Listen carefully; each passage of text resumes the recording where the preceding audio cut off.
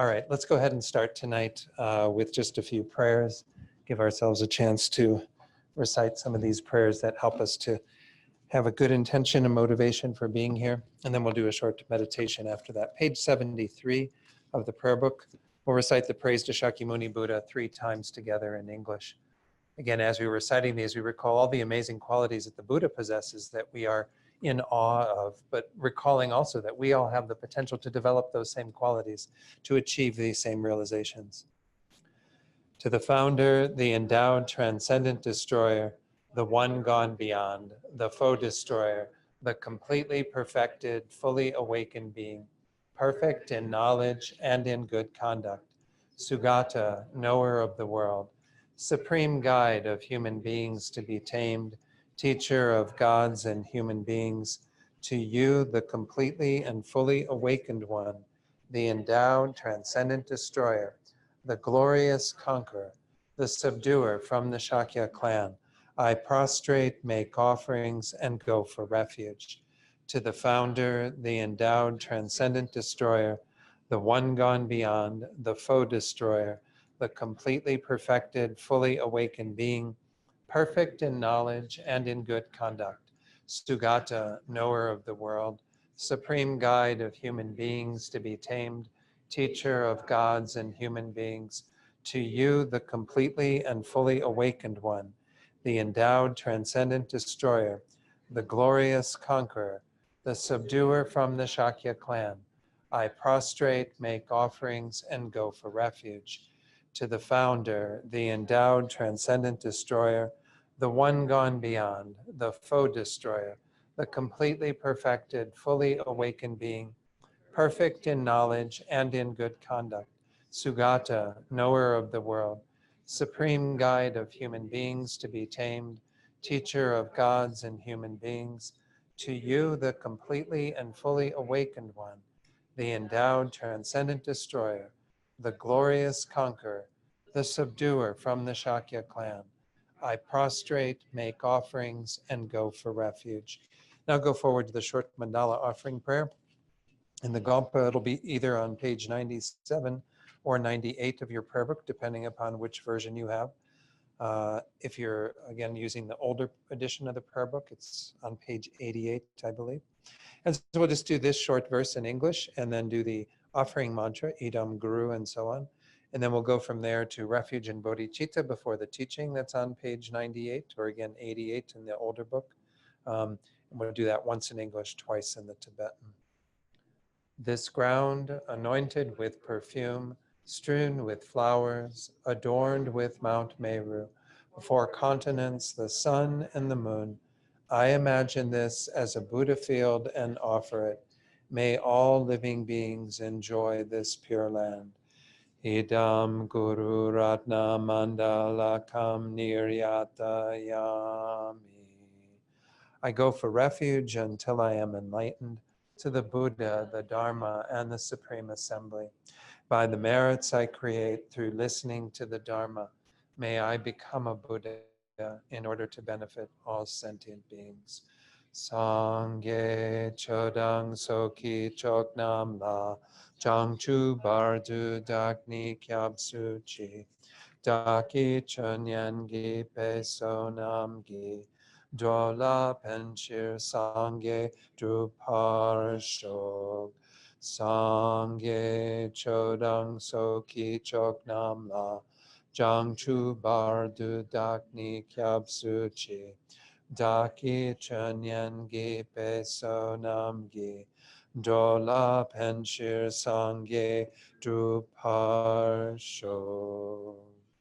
Okay, you can set the prayer books aside. Let's do a short meditation before we begin. And we'll spend the first few minutes in silent meditation on the breath. And if you have a technique that you already use with the breath, then by all means, you're welcome to do that for the next few minutes. If not, then I generally suggest tuning into that sensation towards the tip of the nose, where we feel the air coming in when we inhale, going back out when we exhale. That very subtle sensation becomes your meditation object. And the advice then is, the instruction is simply to stay present with that sensation through the cycle of the breathing. but no doubt the mind will wander at times.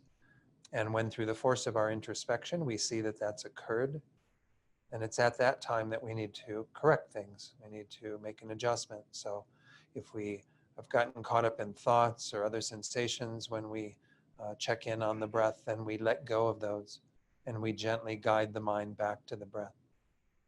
So just do your best over these next few minutes to focus the mind a bit, and then all you do in a short reflection to set your motivation for tonight's teaching.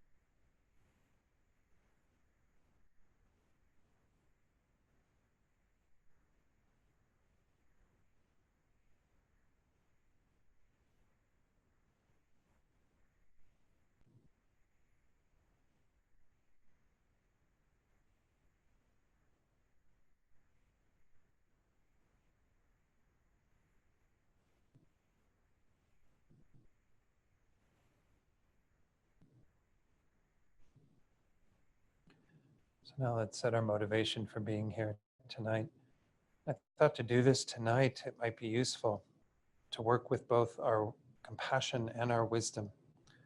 While we generally set the motivation of bodhicitta, this is our conventional bodhicitta that is grounded in compassion, in a sincere wish to be of greatest benefit to others, to help them to be free from their suffering, to help them to find true happiness.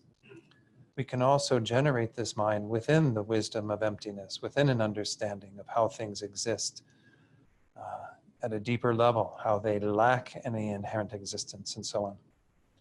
This is the crux of this part of the chapter or the text that we're looking at right now.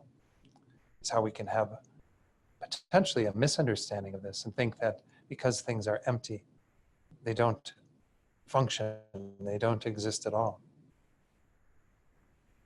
So cultivate right now that mind that is observing all sentient beings, seeing them initially through the lens of their suffering, having a deep understanding of the depths of their suffering, that every one of these beings, just like ourselves, has been under the control of our karma and our delusions, going from lifetime to lifetime through the process that we explored in chapter 26 on the 12 links of dependent arising, continuing to experience the dissatisfaction of samsara, continuing to experience the unenlightened state, and generate that wish to develop yourself, to increase your own qualities, understanding, and so on, to reduce all the negative tendencies so you can eventually attain the state of Buddhahood and help all of these sentient beings to be free from their suffering and to find true peace.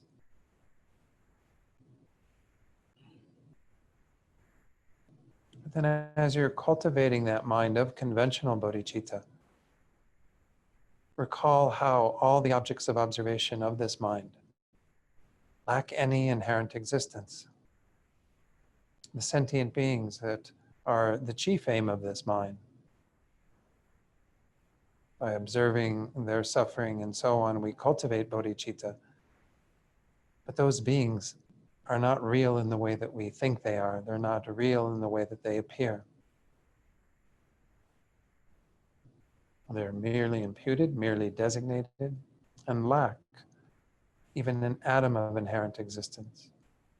They are empty of inherent existence. But nonetheless, our bodhicitta, observing them, is completely effective because it's still working within the sphere of what does exist, conventional reality, merely imputed phenomena, merely imputed sentient beings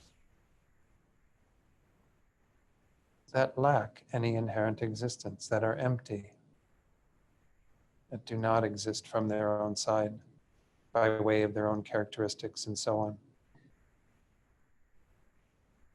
So try to hold both of those views as you cultivate this mind of bodhicitta, observing those beings as merely imputed, merely designated, and therefore empty of inherent existence.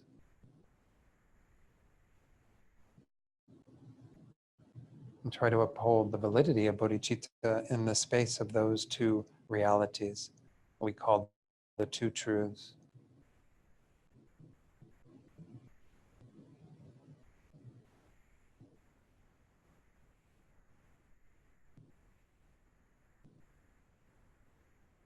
And we can do the same for the goal that we are aspiring to achieve, our own enlightenment, which is part of our conventional bodhicitta, the main aim being to benefit those beings, all sentient beings.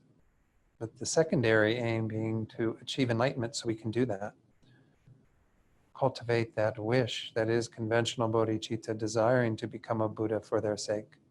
But then also try to hold the wisdom that understands that even Buddhahood is merely designated, merely imputed, does not have one iota of inherent existence, not one atom of inherent existence. Everything lacks inherent existence and nonetheless functions, and nonetheless is very effective in terms of helping us to develop our minds towards that goal of Buddhahood.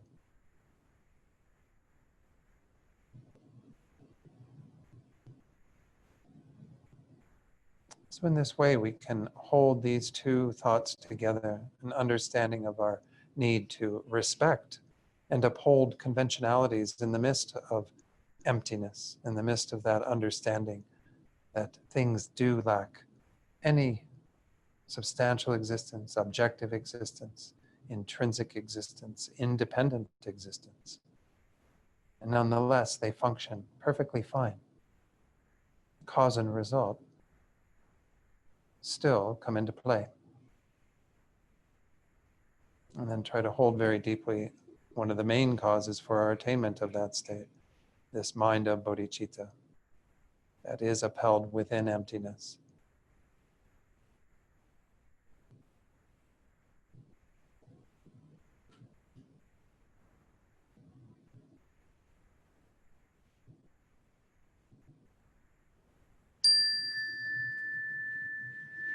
Okay. So we are working our way through the 3 chapters that His Holiness uses from Nagarjuna's Fundamental Wisdom. And we began with chapter 26 on the 12 links of dependent arising, kind of understanding in a conventional way how we are going from life to life under the force of our ignorance, which is the first link. And then also went on to the chapter 18, which kind of explores the emptiness of the I, the self. That is, of course, the main driving force through our going from life to life is our adherence to that sense of self that is fictitious, that doesn't exist in reality. So we looked at the teachings that help us to undermine that by seeing that the self is not equal to the aggregates, the mind-body complex is not completely and utterly different from them, that we cannot find it to exist inherently in any way, and thereby undermine that confidence that we always have in that self, seeing that it is misplaced, that we actually are believing in something that has never existed. Now we are looking at chapter 24, which, as His Holiness points out, is one of the most important chapters because it pulls those teachings together by giving us, in brief, an examination of the Four Noble Truths, but really within the understanding of the two truths, which is what we'll get into tonight. And there is a handout that I did send on to Mary so she could get it out to the folks who are participating online, but I don't know whether it made it to everyone or not because I didn't see it did. Pardon? Oh, okay, good. So anyway, those who are online, I apologize if you don't have a copy, if you didn't get a chance to, to receive that. But I do have hard copies for everyone in the Gompa that when we get to that point. So what we did in last week's class in terms of chapter 24, after kind of introducing it briefly, was we were looking at in verses 1 through 6, and I went through the first 5 of those. We're looking at this idea that somebody can come up with a misunderstanding of emptiness. And of course, this is when we fall into the extreme of annihilation, of a nihilistic view, where we assume that because things don't exist inherently, they don't exist at all. That's why I was emphasizing that in the meditation tonight prior to class, that even in the space of observing sentient beings and cultivating bodhicitta and so on, we can introduce the thought that although they can be the objects of observation of this mind, they are empty of inherent existence. And even though they are empty of inherent existence, they can still function conventionally. And this is the whole crux of the teachings on the two truths. So we're going to get to those a little bit later tonight, but these initial verses are I don't know, I could call it an anonymous objector or a fictional objector, but nonetheless, all the lower schools, it's said, through the perspective of Prasangika Madhyamaka, which is the consequent school of the middle way, that Nagarjuna is, of course, propounding, but it was fine-tuned by Buddha Palita and Chandrakirti and Shantideva, all these great masters who upheld this. And it's the primary view that is held in all 4 of the Tibetan schools of thought, all 4 of the traditions of Nyingma, Kagyu, Sakya, and Gelugpa. So this particular view, the view that we espouse, all the other schools would take the position, it said, through again the studies that we do, that they would say that we're going too far, we're negating too much. We are going to an extreme, because when we negate inherent existence, intrinsic existence, true existence, then we've negated existence, that they are equivalent in their minds, because things have to have something from their own side in order to exist. Now, the other school, point out kind of briefly, we haven't gone too much into Swatantrika Madhyamaka, but this is the autonomy school of the middle way. They say essentially that there is a high dependence upon the mind, kind of designated imputing phenomena, but there's also kind of maybe like 50% from the side of the object, because they feel that, again, if there wasn't some objective reality that could manifest to the consciousness that is knowing that object, we wouldn't know what it is. We wouldn't have any ability to identify it. And of course, this is what we are adhering to all the time, is something coming from the side of the object, it needing some sort of inherent markers, some sort of inherent signs from its side that give rise to its identity. And we believe that it has to have that or it couldn't exist. So these views that are being propounded are not that far off of perhaps where many of us still are in terms of our own evolution towards the perfect view of Prasangika Madhyamaka, because we struggle with our own reality of lacking any inherent existence and yet still Anyway, the idea behind these first 5 verses were to kind of say, well, if you believe this, and if this is what you're propounding, Nagarjuna, well, then this doesn't exist, and this doesn't exist, and therefore that doesn't exist, and that doesn't exist. Kind of undermines this teaching on emptiness as ending up being nihilistic. So let's go ahead and just read the first 5 verses, and I won't comment on them so much because we went through them last time, but that's at least kind of gets us in the ballpark. If all of this is empty, neither arising nor disintegrating, then for you it follows that the Four Noble Truths do not exist. If the Four Noble Truths do not exist, then knowledge, abandonment, cultivation, and actualization are all untenable. If these things do not exist, the 4 fruits also do not exist.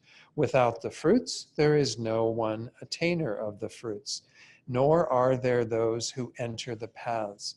If these 8 kinds of person do not exist, the spiritual community would not exist. And since the noble truths do not exist, the sublime Dharma would also not exist. If Dharma and spiritual community do not exist, how can there be a Buddha? Therefore, if you speak of emptiness, this undermines the 3 jewels. So some of the basic tenets of Buddhism in terms of the Four Noble Truths, and of course the attainment of various results, these sorts of fruits of the results, which are called the stream enterer and the once returner, the non-returner, the foe destroyer. All of these sorts of things cannot be upheld. And then of course it results in the 3 jewels not being able to be upheld because the Dharma wouldn't exist, because the Four Noble Truths are the core of the Dharma and it doesn't exist. And the Sangha who practice it, and of course the 4 fruits, the attainers of the 4 fruits don't exist. So then you would have an undermining of that jewel. And by virtue of that, the Buddha wouldn't exist because there'd be no community to teach to, there'd be no teachings to give, there'd be no purpose for the Buddha. So this is, again, someone who has taken the meaning of emptiness, of inherent existence, to be equivalent to lacking utter existence, lacking existence at all. So in the sight of that person, of course, this is the conclusion they would come to, but it's not the conclusion that Nagarjuna has come to, obviously, and that these teachings are to lead us to. We're not talking about becoming, nihilistic and saying to hell with everything, nothing matters because nothing exists. That's not the perfect view of the Buddha. The perfect view of the Buddha, again, is the 2 truths that helps us to find that middle way between the 2 extremes. Not falling into the extreme of annihilation that this person is putting forward, but also not falling into the extreme of the reification, the existence that we are clinging to, that embeds everything with true existence, inherent existence. So let's go on then to verse 6, that gives us one more argument from the opponent before we get into undermining the opponent with the remainder of this chapter, essentially. It undermines everything, the existence of fruits, the distinction between immoral and moral actions, in brief, all conventions of the world. So it kind of ends up by saying, essentially, you folks on that side of the fence, us here that are propounding this view, that we've discounted everything. Reality cannot be upheld. Conventional reality is gone. And if you do hold that this is what the Buddha taught, that things lack true existence, inherent existence, because in their mind, again, that means existence. They're equivalent. So let me read just really briefly what Lama Tsongkhapa says about this. He puts this one in a separate outline that's called the objection that such things as actions and their effects are not tenable. So Tsongkhapa says, moreover, if you explain the emptiness of all phenomena of existence through their own characteristics in this way, since all includes both the pleasant and unpleasant effects of the profane, that is the non-virtuous, and the dharma, that is the virtuous, respectively, there would be no such effects. So the effects of karma in terms of the suffering that we experience on the basis of non-virtue, the happiness, pleasure, and so on we experience on the basis of virtue, none of that would be tenable within this view of emptiness. This would also contradict the existence of such mundane conventions, such as saying eat, sit, and go, as these are also included under all. Thus they say the way emptiness is presented here is infelicitous. It is not good. It's not something that's tenable. It's not something that they can embrace. because once more they equate it to mere existence.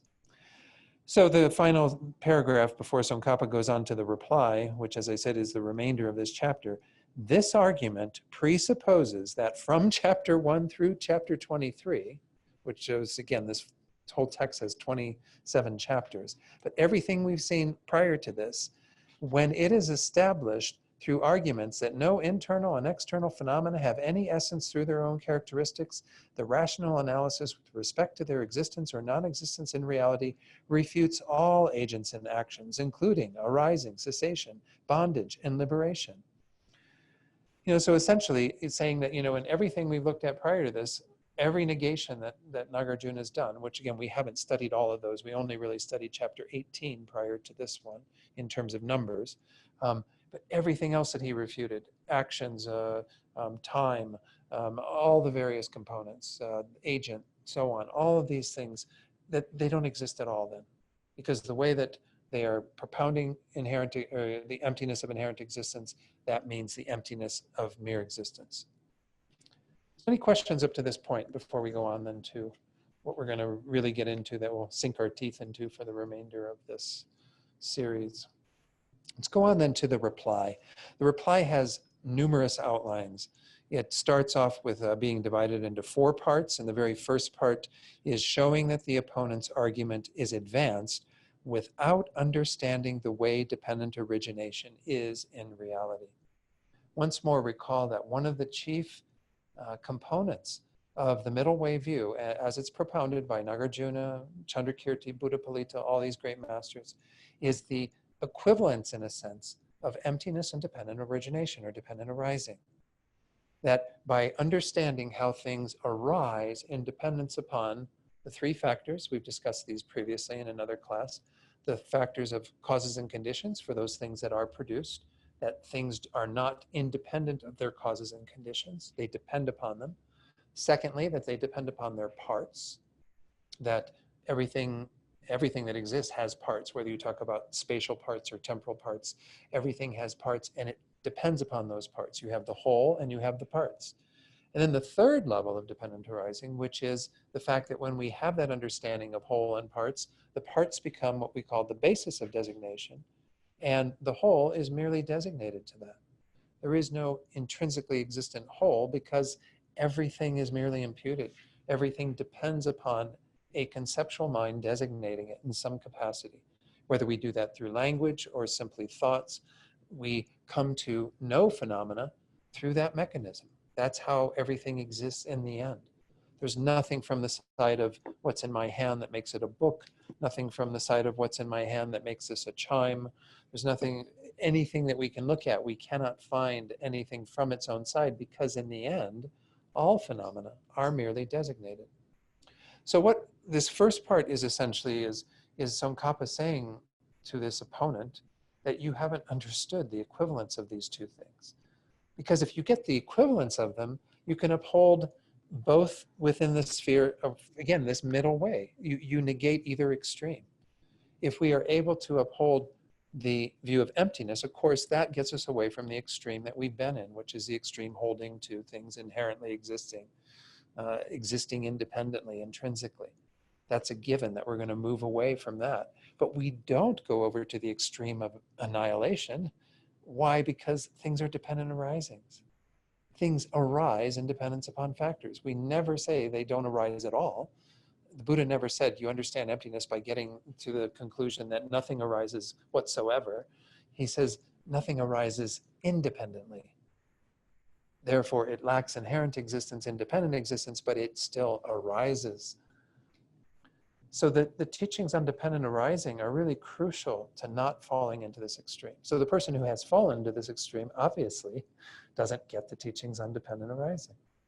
So let's go into the very first part, showing that the opponent's argument is advanced without understanding the way dependent origination is in reality. It itself has 2 parts. The first of which is how we show that we do not commit the errors with which this person charges us. We're free of those errors. In fact, what Tsongkhapa is going to do is say the errors actually accrue to you, because if you think that emptiness means something less than that, then everything else is untenable in the sphere of your understanding. Kind of volleys the argument back at the other person. But this also has parts. This next outline on how we show that we don't commit those errors has 3 parts, the very first of which is the reason that we do not commit those errors. That itself has 2 parts. Like I said, there's tons of outlines in this, and you don't have the outlines in front of you. I actually do have, I think I still have that down here. If anybody would like the extra copy of the text, do I have it down here? Oh, in this corner. Oh, there it is. It's buried underneath. Would anybody like that? Yeah. I'm on page 477 of Ocean of Reasoning. And I apologize that we don't have copies for everyone. I mean, it's just kind of one of these things that can't really have copies of everything. And I've been using it pretty liberally, but I made in this chapter, siphon off some things because Tsongkhapa does get into rather extensive explanations. The reason that we do not commit these errors itself has 2 parts, showing that their argument rests on not understanding 3 things. So in this next verse 7 that we're going to read right now, there are 3 things that Nagarjuna is saying. You crazy opponents, you don't understand 3 things about emptiness. So let's read what verse 7 says. You who speak in these terms have failed to understand the purpose of emptiness, emptiness itself, and the meaning of emptiness. You are therefore harmed by it. There's a verse later where it says, like those who, it's just coming down a few verses from now, verse 11, that if you have little intelligence and you start understanding or analyzing emptiness, it's like somebody who's mishandling a snake. There are people who are snake handlers, right, who can actually know exactly where to grab various snakes to make sure that they don't get bit by those snakes and die consequently. But if you've got somebody who doesn't use the right way to handle that snake, it's very dangerous. It's the same for those who don't have the proper view of emptiness. So we're talking about here 3 things then. 1, the purpose of emptiness, the purpose of the teachings on emptiness, the purpose of developing that wisdom. Secondly, what emptiness is itself, the very kind of nature of emptiness. What do we mean by emptiness? And then third, the real meaning of emptiness when it comes down to it, which is where we're going to see that it's equivalent to, once more, dependent arising. So let's look at what Tsongkhapa says then on the basis of this verse, how he goes about explaining it. He says, now we begin the presentation of the responses to those arguments. It's 6 verses of these people setting out these various arguments that we're trying to refute Nagarjuna's view.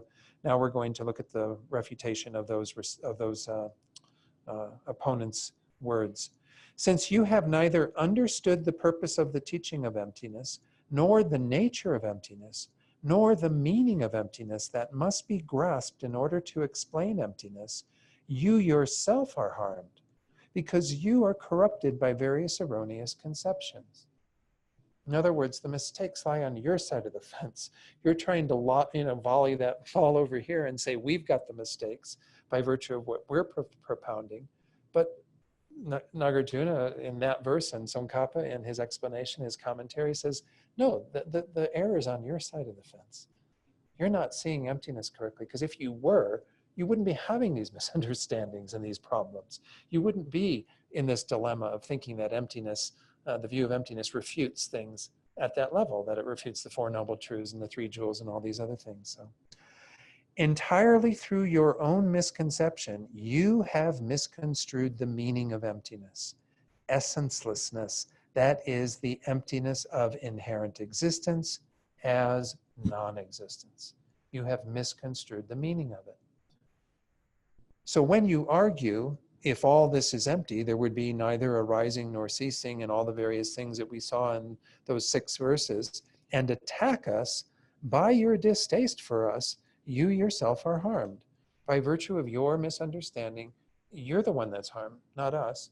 Because as this is all that he says on meaning, but essentially he's saying the meaning of emptiness is emptiness of intrinsic existence, inherent existence, existing by way of its own characteristics, existing from its own side.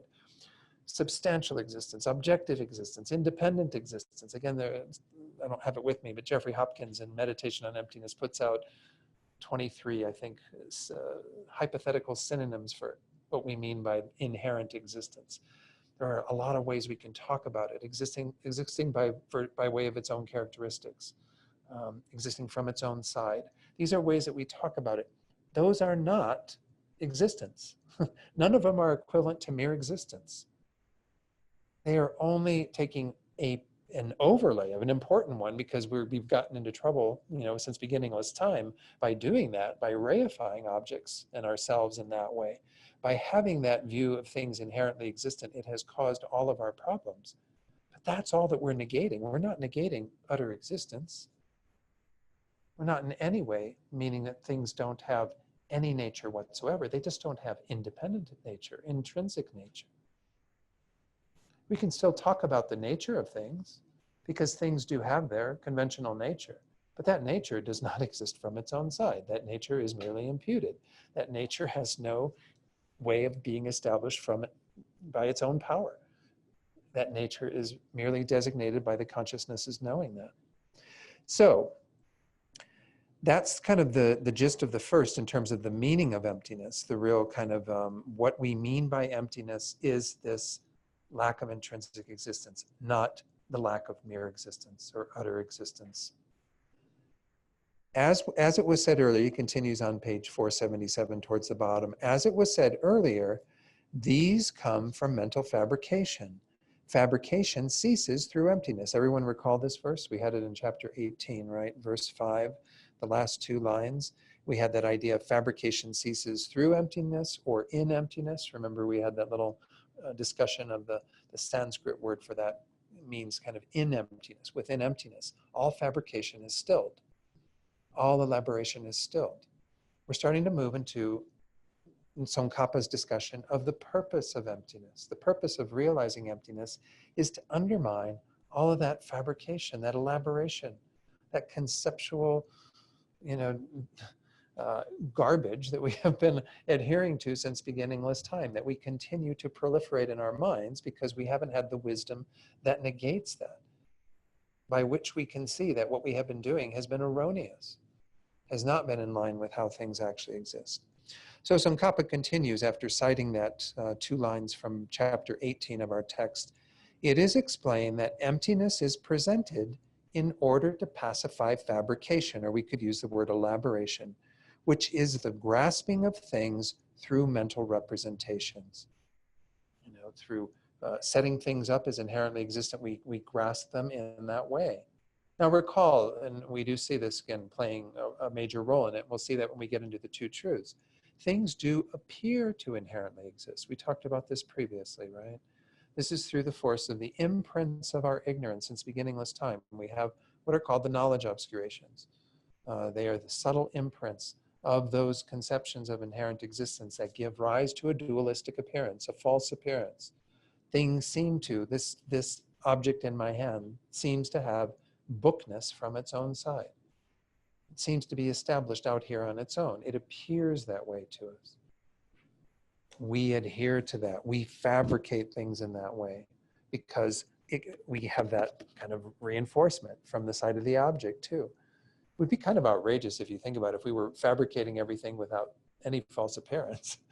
That would be pretty outrageous, I think. But people do that nonetheless. I'm not saying people don't, but this is what's going on. Things, as soon as we designate them, seem to have that reality from their own side. Again, most of us don't recall when we learned what a book was. But as soon as we learned the label book, it was as if the label book absorbed into the object and became one with it, so that it was established with its own bookness out here. We didn't take it as merely imputed, merely designated at that time. We adhered to it as if it were real, as if it had its own reality, because it appears that way to us. But what we're trying to do initially through our wisdom of emptiness is to undermine the elaboration, the misconception that adheres to that. Eventually you can get rid of that false appearance. That doesn't happen until further on the bodhisattva path, when we abandon the knowledge obscurations. But the initial objective is to stop adhering to everything in this fictitious way. Come to see that what we are, how it is appearing and what we are adhering to is wrong, is fallacious. And then we can begin the process of undermining all of that, and eventually undermining even the false appearance that arises from these knowledge obscurations, from these imprints. So once again, Tsongkhapa says it's explained that emptiness is presented in order to pacify those elaborations, those fabrications, which is the grasping of things through mental representations. Mental representations sounds strange. I'm not sure what the Tibetan is for this, but the idea would be any of our inappropriate mental attention to objects, that we are elaborating, constantly putting on things what is not there, characteristics that are not there. There is no inherent existence anywhere, and we are adhering to it as if it was there. And then he says to the opponent, but you take the meaning of emptiness of essence to be non-existence. So you simply extend the network of mental fabrications. Therefore, you do not understand the purpose of the teaching of emptiness. So not only do they misunderstand the meaning of emptiness by equating it with non-existence, by virtue of that, they also then are not in tune with what the purpose of realizing emptiness is, because its purpose is to undermine this false adherence to, or adherence to the false appearance, the adherence to things to exist in that intrinsic inherent way. Then he goes on to the third element, the third thing that we have to realize through this verse, that these opponents are not seeing the nature of emptiness. Here he cites once again from chapter 18, not dependent on another, peaceful, and not fabricated by mental fabrications. Remember how we went through the 5 characteristics of emptiness in that verse, verse 9 of chapter 18? Tsongkhapa goes on to say, from the perspective of direct perception, so now we're talking about from the perspective of somebody who is seeing emptiness directly, what we call again an Arya being, a superior being who has that direct knowledge of emptiness, who has experienced the realization of emptiness to where emptiness and the mind realizing it have become as one, no distinguishing between subject and object, kind of being in that space of realizing emptiness, not in a conceptual way, but in a direct way. From the perspective of that direct perception, the nature of reality is as follows. Just as when one does not have cataracts, not even the mere appearance of falling hairs is seen, all fabrication of dualistic appearance is terminated. So this is once more showing that we talked about that earlier in terms of that first one, not dependent on another. When you don't depend upon someone else's realization of this, when you yourself realize it, it has the same power as somebody who has been seeing falling hairs is suddenly having the cataracts removed and knows that those were false to begin with, that there were no falling hairs. It would be the same for those beings who are in that direct realization of emptiness. They have no appearance of error whatsoever. They are knowing things exactly as they are. Not even the mere appearance of any erroneous thing would be appearing to them. Since according to you, the meaning of emptiness of essence is taken to be non-existence, it would be inconsistent to say that it terminates all fabrications. Therefore, you do not understand the characteristics or nature of emptiness. In other words, you aren't even getting at the real object when you are talking about it. You aren't understanding its true nature, which again, as we're going to see shortly, Tsongkhapa comes around, just as Nagarjuna does frequently, to equate it with dependent arising, to come to understand that it is in the sphere of understanding dependent arising that we arrive at the conclusion of emptiness.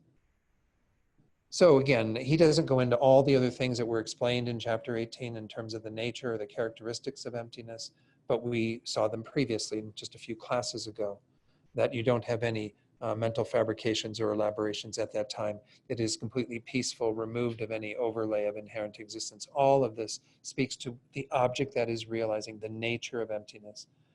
Emptiness, of course, can only be talked about in our conventional language. For it to be truly understood, it has to be directly realized. That was the whole point of that verse, in the sense is, again, you have to get to that place where you are realizing emptiness directly, without a conceptual overlay, and then you will know its true nature. But nonetheless, if they are equating the meaning of emptiness to be non-existence, then they would simply not be able to say that it terminates any fabrication. Why? Because is mere existence a fabrication?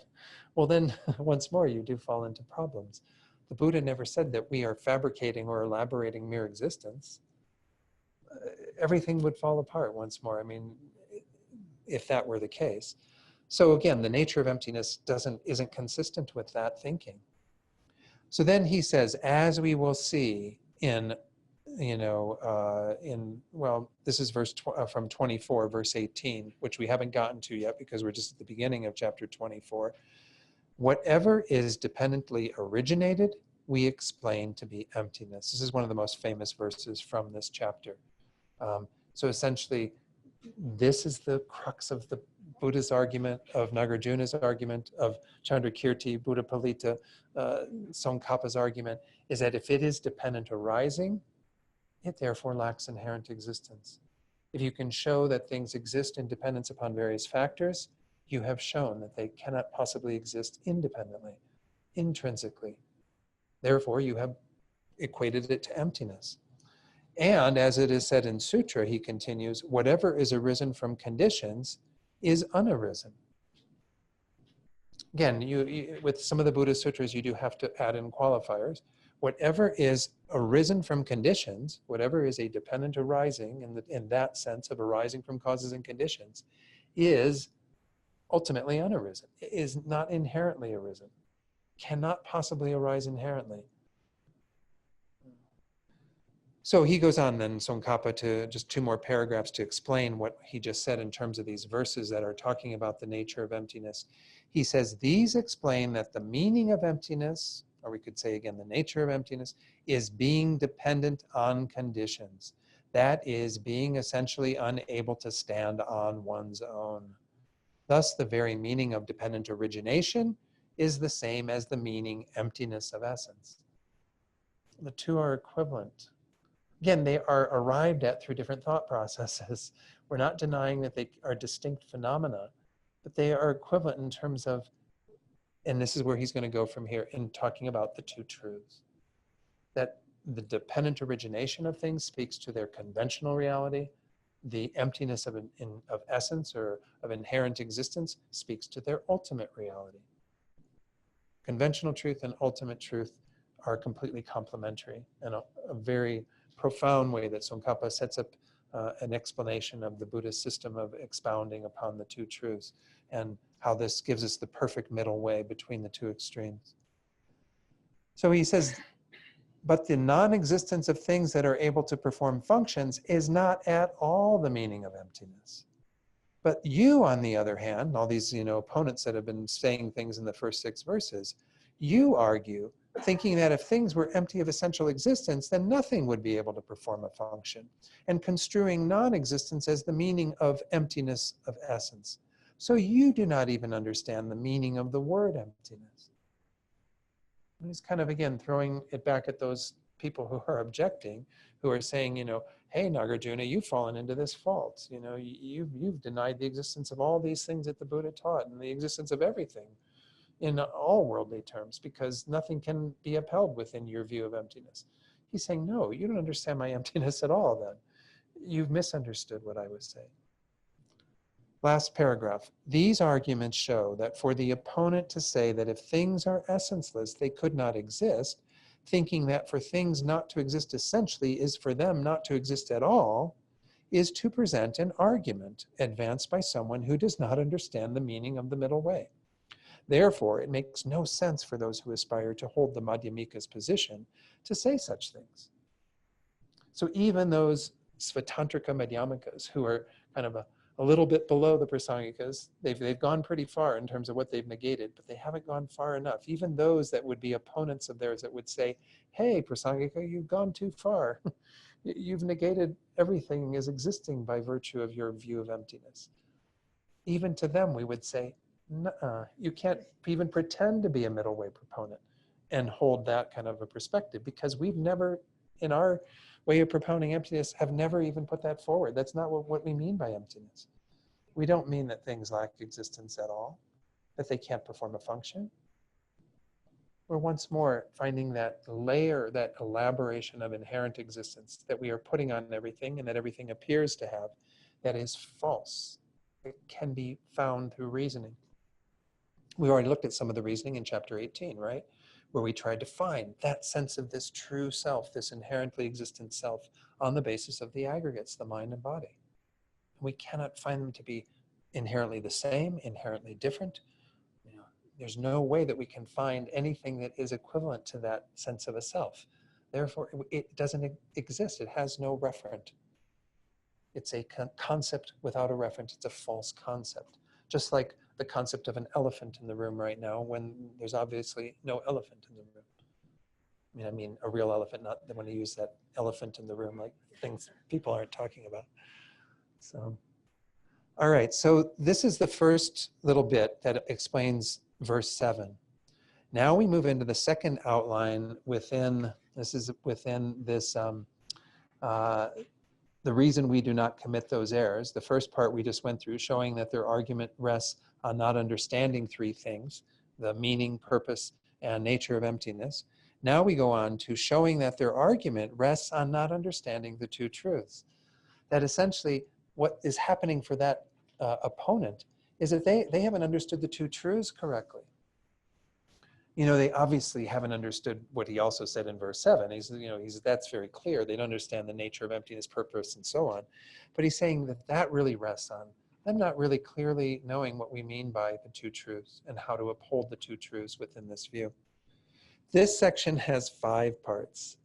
The very first part is the nature of the two truths that is not understood. So Tsongkhapa in his kindness is going to say, and of course he uses this verse 8 of Nagarjuna's text to begin his expanding upon the two truths, to say this is what you people aren't clear about, is the reality of the two truths. So this first part, the explanation of the literal meaning of the root text, begins by Tsongkhapa saying, suppose someone asks, who is it that argues without understanding the purpose of emptiness as explained by the Madhyamika? And so this is what verse 8 answers. Let's read verse 8 together of chapter 24. The Buddha's teaching of the Dharma is based entirely on the two truths, the truth of worldly convention and the ultimate truth. Now again, the two truths, I want to do this first little part initially, but then I do want to go through the handout on the two truths and begin to introduce them in a more detailed way, which will help us, I think, to navigate the section that comes after this. Because even though he does have, more verses, there are more verses coming up that kind of continue this train of thought. Tsongkhapa himself has several pages where he goes into a whole explanation of the two truths. So I think it'll be useful to have some context for them. But essentially we are talking about, once more, what we tend to call, it says here, the truth of worldly conventions. We usually refer to it as conventional truth and ultimate truth.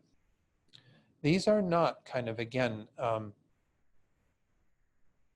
we mean something different with each of these terms in terms of truth. They are not meant to be equal status, but nonetheless, they are both upheld within this view. They are also said to be a dichotomy, and we'll go into this in the handout, meaning that everything that exists is one of those two. It is either a truth of worldly convention, a conventional truth, or it is an ultimate truth. So and again, these are both arrived at in terms of how they exist or establishing their existence by virtue of different knowers, different analyses, different cognitions. There is the cognition that knows conventional reality, the cognition that knows ultimate reality. They are not said to be found equally in equal status by each of those, but rather have their own status within the purview of that particular cognition. So let's look at what Tsongkhapa says in regard to that verse first. He says, those who present the above arguments are adherents of our own schools, meaning that these are Buddhist folk. These are our brethren, our Buddhist brethren, and sistren. Is that the right word for? They're the folks that we would call, we're all in the same boat of Buddhism and understanding Buddhism, just trying to work with the Buddha's teachings and understand them clearly. They are merely interested, though, in reciting the scriptures, but do not have a non-erroneous understanding of the distinction between the two truths as it is explained in the scriptures. In other words, they have not yet discerned that meaning of what the two truths are really about. Therefore, the noble Nagarjuna, in order to dispel others' misunderstandings of the meaning of the scriptures, and in order to set out non-erroneously the presentation of the two truths in the scriptures, says that the Dharma taught by the transcendent Buddhas is based entirely on the two truths. Remember, way back in class 1 in November when we started this course, I talked about His Holiness's thing of saying that there is a grounding in the two truths and an understanding of ultimate and conventional reality being kind of the ground. It's the understanding that allows you to develop the two elements of the path. Sometimes we talk about, I did this in the beginning class, ground, path, and fruit, or result, or we could call it the base, the ground or the base, the path, and then the fruit or the result.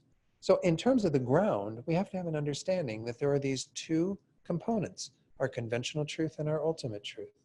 On the basis of that, we practice everything related to the conventional truth, which is, of course, at the level of motivation, what we did tonight, bodhicitta, the compassionate wish to benefit others, compassion for ourselves initially by understanding karma and so on.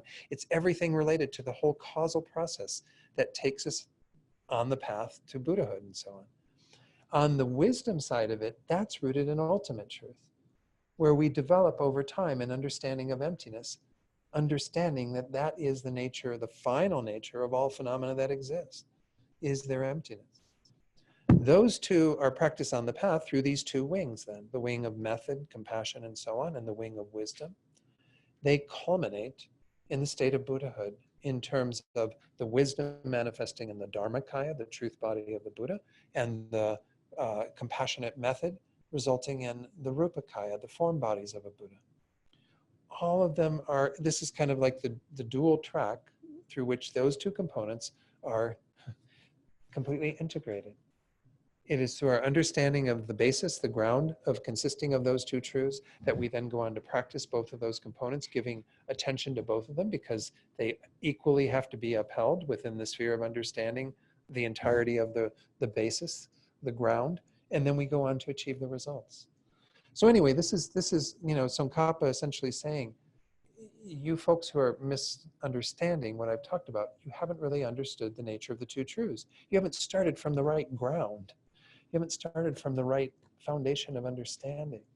If you have that understanding of the two truths, then your path becomes logical because you know that you have to attend to everything that is caught up in the play of cause and conditions and so on, and you have to understand their empty nature at the same time. This is how the two truths are posited. So he goes on to say, where was I at? Finished that paragraph then, right? A truth of worldly convention and an ultimate truth. Here, world refers to the person that is designated on the basis of the aggregates. This is because, as it is said, the world is dependent on that world which is known as the aggregates. So essentially, I mean, this is kind of where we talk about worldly convention. It is essentially through the beings in that world, through those beings who are designated on the aggregates and so on. Then it says, thus, it is said that that which depends on the transitory aggregates is the world. Convention refers to lack of understanding or ignorance. That is, that which obscures or conceals the way things really are. So this is where we're starting to head into some of this. Maybe this would be a good point to maybe have this little discussion on the basis of this handout. We got to really clearly discern what we mean by conventional and ultimate truths. And part of it is understanding the etymology of these terms as they are set out in the Sanskrit, which is pretty much equivalent to how they are also set out in the Tibetan. So let's go ahead, and I've got the handout here. Any questions up to this point? Just so you know, those of you who were here for the middle length Lam Rim teachings that I did back in, I'm guessing, 2013, maybe 2012, I don't know, 11, somewhere in there. When I started, I taught on the middle length Lam Rim, which is again what Geshe Sherab is teaching on when he's here for his 6 months. And just know that this is useful doing this course because when Geshe-la returns in May, he is going to pick up that teaching on these that part of the middle length Lam Rim. He's actually, I think he finished the concentration section, right? The calm abiding. Did he finish calm abiding? Maybe he has a little more left of that. He'll be going on to the section on special insight on emptiness. So this may be useful to, review some of this as well in terms of preparing for Geshe-la's return. But this is a handout when I taught on the Great Scope, that kind of the section in particular pertaining to special insight, whenever that was. These were passages for discussion on the two truths, some of which came from the book I've been holding up here, merely imputed book, but nonetheless a book. The Two Truths by Guy Newland. And then he also wrote a shorter book that is called Appearance and Reality, which is called The Two Truths and the Four Buddhist Tenet Systems, which is kind of useful if you're going to do an overview of the various tenet systems, because it shows how there are different perspectives on what we mean by the two truths. But it has a nice passage, a number of passages in regard to the Prasangika point of view. So it starts off with, from Guy Newland's The Two Truths, and towards the very beginning of that, page 3, he begins by saying, an ultimate truth is an emptiness. That is an absence of inherent existence. Concealer truths, this is another term that's sometimes used for conventional truths, are the bases of emptiness. That is, the phenomena that have the quality of being devoid of inherent existence. This is once more, I've mentioned this before many times, but when we go back to the Heart Sutra, and we have that wonderful passage of form is empty, emptiness is form, it is speaking to that reality that you have those two inextricably bound up in each other. There is the phenomenon we call form, and there is the emptiness of form. No phenomenon can be established without its emptiness being coexistent. It arises with that same characteristic. It cannot be without its emptiness. And the emptiness of form cannot be without the form. You cannot establish one without the other. They are completely different phenomena in terms of how we isolate them mentally, but they are inextricably bound up with each other. Kind of, they use the phrase in a single entity, not meaning the same entity, because if they were utterly the same, all we'd have to do to realize emptiness of book is realize book. But we obviously see it takes a lot more to realize emptiness of book than it does to realize simply book. So there's a differentiation between those two phenomena and between those two truths, but nonetheless, everything that exists has both of those natures. Its ultimate nature, which is its emptiness, together with its conventional nature, which is the fact that it is merely imputed, merely designated, and so on. Of course, arising from its causes and conditions, having its parts, all those various ways that we talk about dependent arising. So now Guy Newland goes on then, right after introducing these two truths, to say the fundamentals of Tsongkhapa's interpretation of the two truths in Prasangika are intact in every Gelugpa textbook on Madhyamika, of which, of course, what we're studying in Ocean of Reasoning and what have you is one. Also Chandrakirti's supplement to the Middle Way, which is studied extensively, that's another, and so on. All of these propound the Prasangika point of view in terms of what do we mean by the two truths and how do we differentiate or delineate them. One, the two truths are mutually exclusive. They are a dichotomous division of objects of knowledge, that is, all existence. If it exists, it is one of the two truths, but it cannot be both of the two truths because it has to be one or the other. It's a dichotomy. If something exists, it is either A or B. It is either a conventional truth or an ultimate truth. So let's look at what I've done on each of these points, other than the last point, point 6, is I've gotten passages from Appearance and Reality that elaborate, in my mind, help to give some shape to that particular point. So this first one, on them being mutually exclusive, that they're a dichotomy. On point 1 above, this is still on that first side of that handout, Appearance and Reality, page 14, Guy Newland says, it is critical to keep in mind that conventional truths and ultimate truths are not two types of viewpoint or perspective on the world, nor even two levels of reality, in quotes, nor, as one might naturally expect, two types of truth. Because again, we'll see that conventional truths are really not truths. They're truth in a certain perspective, but not really truth by what we mean by truth. They are objects that exist and can be known. Since everything that exists is an object of knowledge, it follows that every existent must be one or the other of the two truths. If it exists, it is established as one of those two truths. So we're going to get into this in terms of why we wouldn't say that they're both truths. As I mentioned earlier, they don't have equal status, because what we mean by truth is something to exist in the way that it appears. And we will come to understand that why this is one of the etymologies of why we call them concealer truths, that they are only true in the perspective of a mind that is obscured to ultimate truth, that we are establishing it within that ignorance. So anyway, we'll get into that in terms of these points. Where are we at time-wise? I just want to make sure I don't give enough time for some questions if there are some. Point 2 that Guy Newland says is in every interpretation of the two truths in the Gelugpa school. The two truths, although mutually exclusive, are a single entity, because emptiness, ultimate truth, is the mode of subsistence of conventional phenomena, concealer truths. So we're going to establish that there are those things that are conventional truths that, again, are known through our ignorance, but their ultimate nature, their final nature, is their emptiness. This kind of final mode of subsistence of things that we find. They are established conventionally, but their ultimate mode of existence, their emptiness of inherent existence, is established with that. They are a single entity. Once more, we can mentally isolate it, just as you go into later about kind of like the shape of a table and a table, or the color of a table and a table. Right? They're there, bound up in the same object, but we can mentally isolate it. I can go, oh, there's the wall, and the color of the wall is yellow.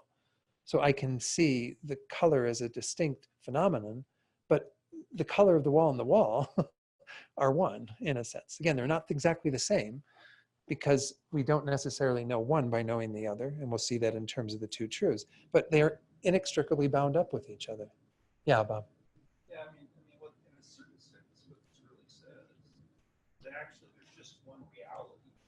It's just which aspect of that reality are you focusing on?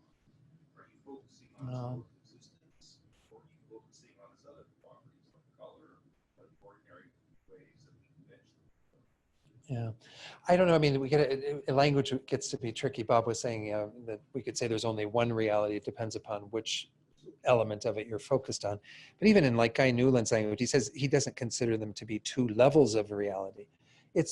There is reality at the term in way that we could talk about in terms of its ultimate nature and in terms of its conventional nature. But nonetheless, they're inextricably bound up. So it is hard. We get into these ideas of, is it oneness or is it, difference? But you can't say it's kind of absolutely one or the other, because once more, they are inextricably bound up with each other. So, yeah. It's just that emptiness is just like a quality of an object. Right. In the same way that the color is a quality of an invisible object. Yeah. So any object has its quality, its mode of existence, which is emptiness. So in a certain sense, you have the objects, and are you focusing on how they exist, which are their emptiness, or are you focusing on their conventional quality, shape, and so forth? So Bob was saying for those online, yeah, that we do talk about emptiness as being a quality or characteristic of those objects. So we say there's the objects, and they have their own other characteristics that we could talk about in a conventional term basis, or on a conventional basis, but then we can also go to the deeper level of doing the ultimate analysis to see what that particular quality is. Once more, I mean, we're putting language to all of it, and so I can't disagree with what you're saying, but once more, to not get to a place of really thinking them as being, again, completely, utterly different, but yet not completely, utterly the same. Once more, it's a bit of the same thing that we see in terms of our own analysis. Yeah. You have the question says, Yeah. That's what all books say. There's a single entity. Right. A single entity. So yeah. How are you going to interpret single entity? Yeah, how do we interpret single entity? Let's look at what Guy Newland says in this particular point, and then we'll have a little more discussion perhaps after that. He says the relationship between the two truths in the consequent system is that they are different conceptual isolates. Isolate is a term that's used in philosophical discussions around this. It means a conceptual way of our being able to kind of say what something is by virtue of negating everything that it isn't. That's how isolates are actually arrived at. It's like to know pot, you have to know non-pot, everything that is not non-pot. Anyway, they talk about a lot of this in the Sautrantika school of Buddhism. But what we are doing in talking about an isolate is we're talking about something that can be conceptually designated and known by virtue of a process, that we can isolate out two ways of talking about things that exist, or a phenomenon that exists, or whatever, an object of knowledge. We can talk about its conventional nature, which includes, of course, all of its other characteristics, as Bob is pointing out, the color of the table, the shape of the table, the grain of the table, whatever. And then we can talk about the ultimate nature, which can be isolated out as a separate phenomenon by virtue of our conceptual mind. Of course, now it can be also known directly. It's not only a conceptual elaboration, but everything in the end is kind of a conceptual elaboration in terms of its conventional nature. Even emptiness in that way is a convention because it is conceptually designated, but nonetheless can be known in a very direct way, so we can understand that other element, or perspective, not quite perspective again, but other way of understanding the nature of things, their ultimate nature. So as he said, he's right there continuing, he says, in fact, they are mutually exclusive. Remember, he said that even in the first point, they are mutually exclusive.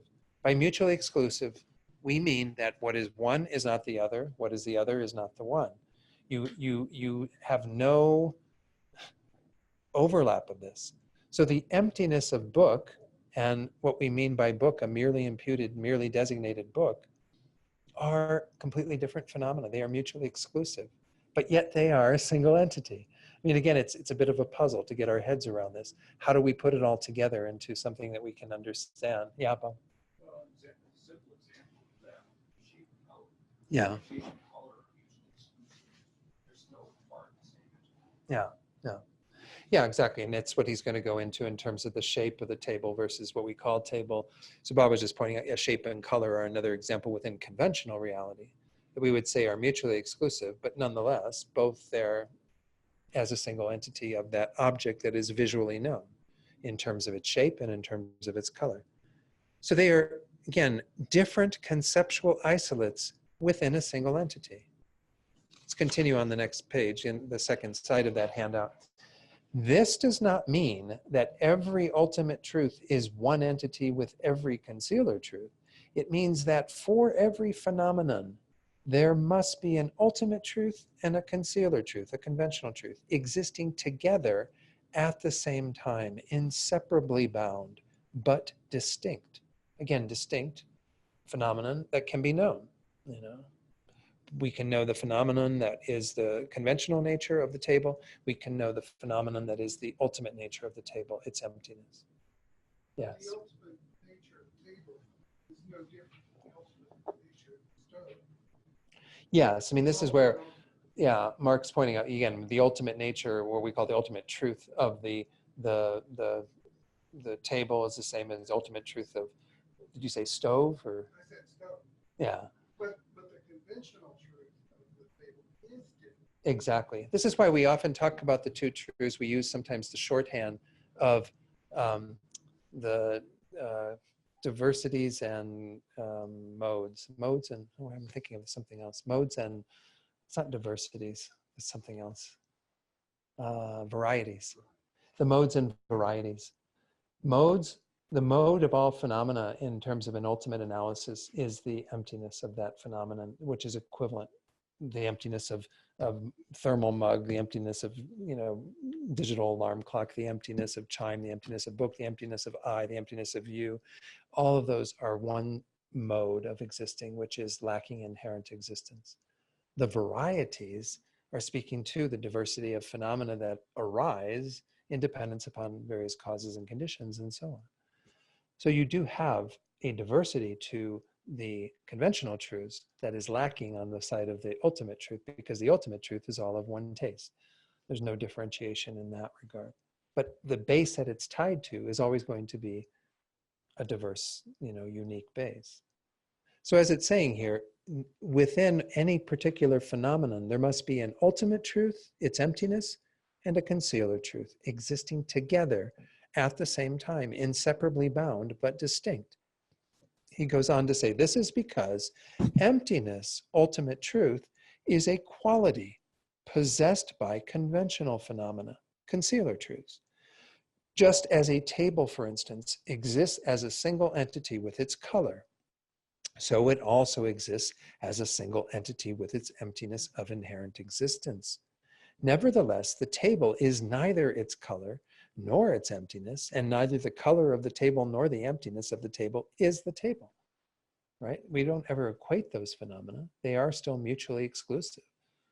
Color of table and table are distinct, different phenomena.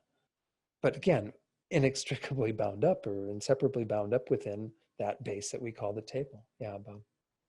I always find it helpful to try to remove a little bit of the woo-woozy mysticism in the way it sort of sounds like. And I think if you take it, shape and color, you can say, well, all objects have the same taste and shape, because all objects have shape. Not all objects. Oh, visual objects. All visible objects. Yeah. Have shape. Yeah. And and so it's and yet it's the same way when you say that emptiness is the lack of inherent existence of a single object. You can say, well, yes, the shape of each object has its own shape, and yet it's distinct. Yet it's abstractly all the same because they all have shape. Yeah, I think that gets a little more, for me at least. So Bob was saying, yeah, if you use the example of shape for visual objects, all visual objects have shape. And yet each object has its own separate shape. So you would use the comparison of the ultimate truth being like the generic shape that everything has, but the specific shape being its conventional truth. I get that's one way to work with it. But it's also that, they actually say that each emptiness of each object is different because it's the lack of inherent objects of this object. That's the lack of inherent. I don't know that they would say they are different. I think they do in some texts. They would say that they are again, they are distinct phenomena that are for that object. The emptiness of table is the emptiness of table versus the emptiness of chair is the emptiness of chair. But they would say they're the same in their nature because we can't differentiate at the level of that. But if you apply that to shape, then you would say that all objects are the same because all visible objects have shape. But I think analogy, I don't know. Yeah, if it works for you, I think that's great. But for me, it sounds, because again, you're almost putting shape on the same status as emptiness, and shape is a conventional phenomenon. Yeah. But even emptiness is imputed too. This. Yeah. He's saying that emptiness is a quality. Right. Shape is a quality. Right. But it's a distinct quality in terms of its status. So again, we wouldn't say that shape and the emptiness of the object are the same in terms of, because shape can be known by any valid cognition that's totally unaware of the teachings on Madhyamika, whereas emptiness can only be known by someone who has investigated to discern that.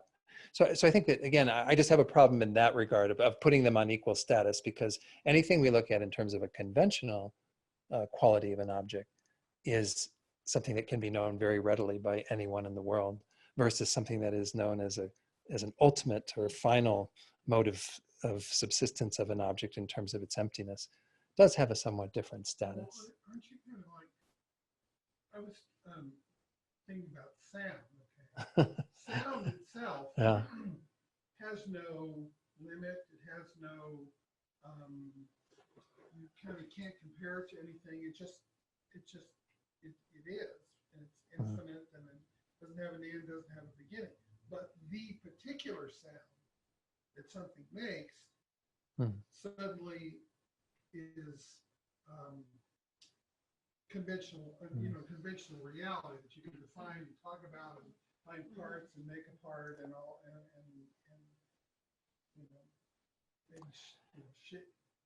saying the shape of an object versus shape is But these get, and Mark was, so if those online, Mark's talking about sound. You can do the same thing with almost, you can talk about it in terms of a generality and in terms of an instance, but that's a different thing here. I don't know that I want to get too far down that rabbit hole because I think it may confuse things. What we are talking about, again, we can say that even with emptiness, we can talk about a generality of emptiness. Emptiness as a generality, and emptiness of this book, emptiness of dawn, emptiness of all the various phenomena that are conventional truths. And we can say the same thing, that there are instances and generalities.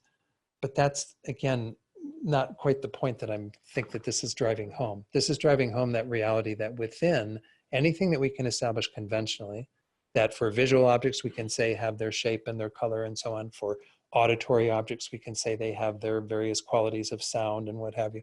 For olfactory objects we can say that they have their components of different smells, and you can delineate all those conventional things. What we're saying is emptiness is a quality that we can establish as being of a single entity with that object, in the same way that its shape is, its sound quality is, its olfactory qualities are.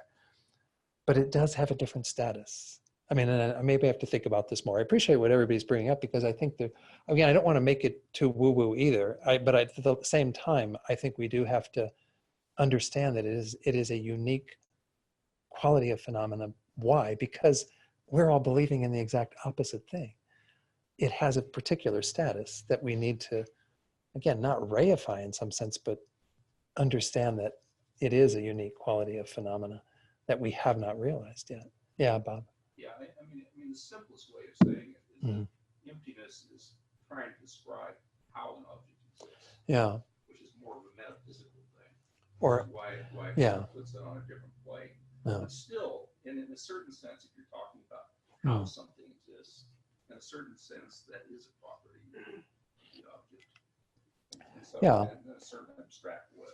So Bob was saying, yeah, we could say that how something exists is what emptiness is trying to answer the question, or how it doesn't exist, because it is a negation. But nonetheless, we would say that's a quality of an object. But once more, recognize that, again, we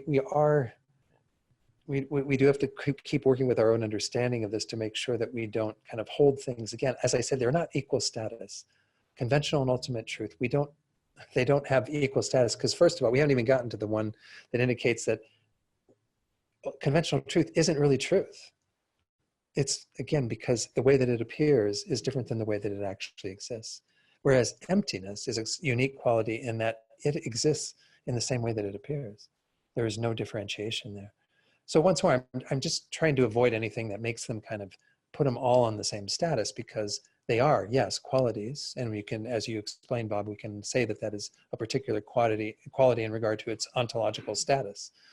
But it has a different dimension to it by virtue of being an ultimate truth, that the conventional truths that are its shape and so on, all the various things we talked about, wouldn't have.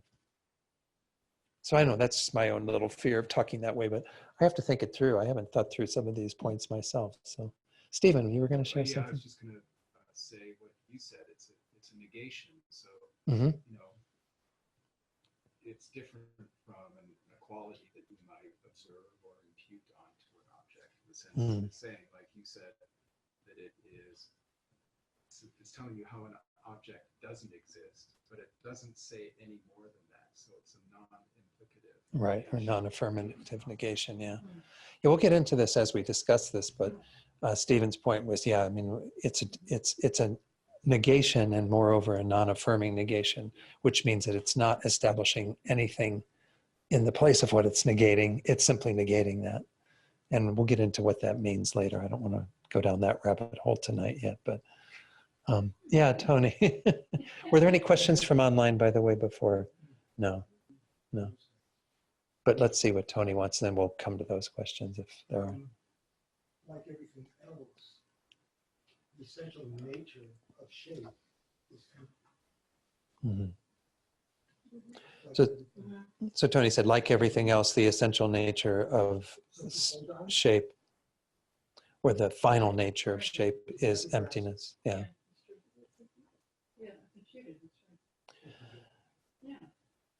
Yeah. So again, nothing has, and it never has had, any inherent existence. It always has had that quality, but it's a unique quality in terms of the understanding of it, the wisdom of it, the knowledge of it, you know. Yeah, do we have questions from? No. All right, Paula. Yeah. Well, once upon a time, there's a story of Je Tsongkhapa Rinpoche and his teacher. Uh-huh. And they were all sitting in a garden, a beautiful, beautiful garden, watching the birds and the flowers and the things on the beautiful tree, and realizing they would drop fruit and change different colors and everything. And they both looked at each other and roared with laughter, Uh-huh. because beginning students just took the tree as a tree. Right, right. In other words, Yeah. they didn't realize the scope of that it's. Yeah. Yeah. No, Paula was sharing for those online the experience of Chogyam Trungpa Rinpoche and another teacher. I think it may have been Kala Rinpoche. Yeah, I'm not sure who it was, but that they were, kind of taking in the way that ordinary beings are looking at it and adhering to it as a tree, but not seeing all of the interdependence and all the various elements. I heard that there was even a line that was attributed to them at one point. Chogyam Trungpa kind of nudged the other one and said, they called us a tree, and then they just laughed hilariously, uproarious. I think it's the same story, but they were roaring with laughter because they think it's a tree. I just thought it was kind of apropos here. Because if you are in the knowledge, absolute knowledge of emptiness at all times, well, then you do see that it's just sentient beings are just merely designating this and that, because there's nothing objectively that makes it what it is. It is just, they call this a tree. They call us a tree. Isn't that hilarious? I don't know. Well, there's another little story. Maybe I'll share this one too. This is maybe, I'm not in any way trying to put down any Zen practitioners or thinkers, but there was a story of Kalu Rinpoche meeting one of these great Zen masters. I don't know who it was. And they were having translators helping them in this discussion. And the Zen master began by picking up an orange from the bowl, and he went to Kalu Rinpoche and said, "What is this? What is this?" And Kalu Rinpoche said, "Don't they have oranges where he comes from?"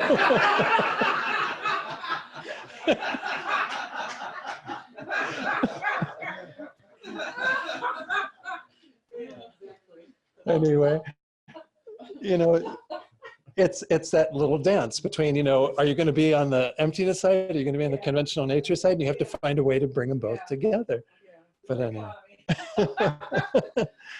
So we'll continue this little exploration. I really appreciate everyone's comments. Again, I think it's good to have these ideas bounce around, to see how we present it. And different people will have different things that work for them. And by all means, if something works for you and gets you to the same conclusion, that's perfectly fine in my book. You can hear me go blah, blah, blah about it. But if that doesn't register for you, if you have another way of looking at it, then I think that can be helpful. So we'll continue with points 3 and 4 and so on of this little handout. And then we'll get into the text and actually discuss this according to how Nagarjuna presents it and Tsongkhapa in Ocean of Reasoning. So, all right, let's go ahead and do the dedication prayers. Page 235, we'll do tonight the usual prayers that we do, the first 2 that are dedicating all the positive potential we've created for our own enlightenment and the enlightenment of all beings, and then recalling bodhicitta. And even recalling these within the sphere of emptiness, that we need to have that conventional mind that grows and grows, but together with the wisdom that understands the lack of inherent existence of all phenomena. Due to the merits of these virtuous actions, may I quickly attain the state of a Guru Buddha and lead all living beings without exception into that enlightened state. May the supreme jewel bodhicitta that has not arisen arise and grow, and may that which has arisen not diminish but increase more and more. Then go forward to, again, 244. In our books here in the Gompa on page 245, we have paperclip the prayer that Rinpoche is encouraging us to do for His Holiness's long life and good wishes. We'll do that prayer, and then the one for Lama Zopa. And as we recite both of these, I think that we're creating the causes for all of our spiritual guides to have good health and long lives. The wish-granting, wish-fulfilling jewel, source of every single benefit and happiness in this world, to the incomparably kind Tenzin Gyatso I beseech, May all your holy wishes be spontaneously fulfilled. You who uphold the subduer's moral way, who serve as the bountiful bearer of all, sustaining, preserving, and spreading Manjunath's victorious doctrine, who masterfully accomplish magnificent prayers, honoring the three jewels, Savior of myself and others, your disciples, please, please live long. And finally, dedicate for anyone that you're holding in your heart right now, or places in the world where the situation moves you greatly. Beings that we know who have obstacles, have illness, who have died, or who are dying even at this time. We send this positive energy out to all those beings that we're thinking of right now. And really believe in your heart it becomes the cause for removing their suffering and helping them to have all the conditions that will lead to perfect happiness. And may all beings find true peace and happiness through what we've done here tonight. Okay, thank you all. Thank you online and everyone.